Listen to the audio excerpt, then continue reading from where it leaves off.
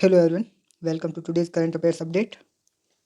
Prelims के लिए important current affairs जो इस साल न्यूज़ में रहे। शुरुआत करते हैं पहले टॉपिक से। नेशनल स्टैटिस्टिक्स डे, राष्ट्रीय सांख्यिकी दिवस 29 जून को मनाया जाता है। क्यों मनाया जाता है? क्योंकि प्रशांत चंद्र महालनोबिस की जयंती भारत में आर्थिक एवं सांख्यिकी नियोजन में योगदान देता है। और आप ये बताएंगे कि ये जो प्रशांत चंद्र महालनोबिस कौन सी पंचवर्षीय योजना में मुख्य भूमिका निभाने वाले थे? और अच्छा लिख रहे हैं महालनोबिस सेकेंड 5 ईयर प्लान भूमिका है। इंडियन स्टैटिस्टिकल इंस्टीट्यूट ISI के संस्थापक लार्ज स्केल सैंपल सर्वे की अवधारणा लाई थी। तब से NSSO और NSO शुरुआत हुई थी। NSO अब नेशनल स्टैटिक ऑफिस एक ही हो गया। अब NSO ministry of statistics and programme implementation MoSPI के अंतर्गत आता है। स्टैटिक्स डे, सेंसस डे दोनों अलग अलग हैं। मॉस्पी और नीति आयोग दोनों अलग अलग है। मिस वर्ल्ड 2025 ये भी न्यूज़ में रहा। इसका आयोजन विजेता थाईलैंड है।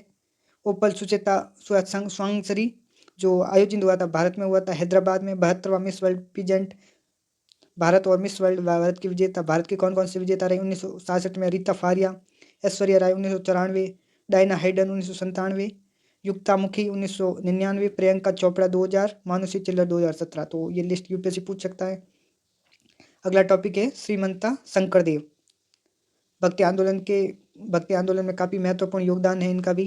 ये जहाँ भक्ति आंदोलन भारत के विभिन्न हिस्सों में फैला था, दक्षिण से शुरुआत होकर महाराष्ट्र, गुजरात, राजस्थान, पंजाब, उधर आसाम और पश्चिम बंगाल सभी जगहों फैले। तो आसाम में जिनका नाम आता है वो है श्री शंकरदेव। अब इनका योगदान है कि इन्होंने एक शरण धर्म चलाया था, असमिया संस्कृति का पुनर्जागरण किया था।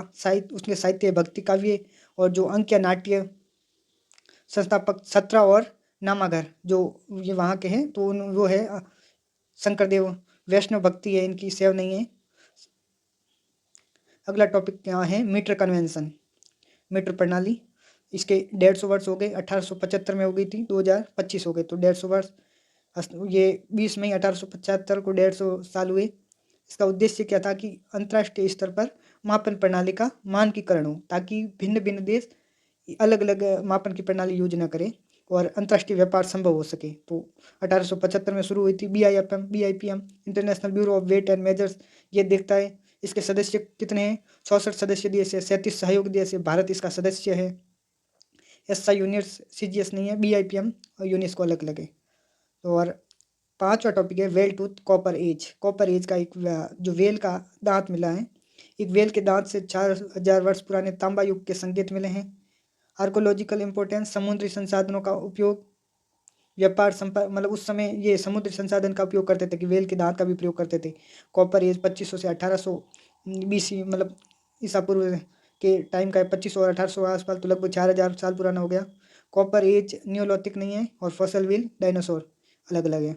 Ancient DNA study miscellaneous science का टॉपिक है। इलेक्ट्रॉनिक माइक्रोस्कोपी DNA एक्सट्रैक्शन महत्व, प्राचीन मानव जीवन और माइग्रेशन पैटर्न्स, डिजीज इवोल्यूशन आदि को पता करने के लिए दो तकनीकें, इलेक्ट्रॉन माइक्रोस्कोपी और DNA एक्सट्रैक्शन। ये प्रीलिम्स के लिए इम्पोर्टेंट, तो इनके माध्यम से आप शॉर्ट टाइम रिवाइज कर सकते हो। Thank you.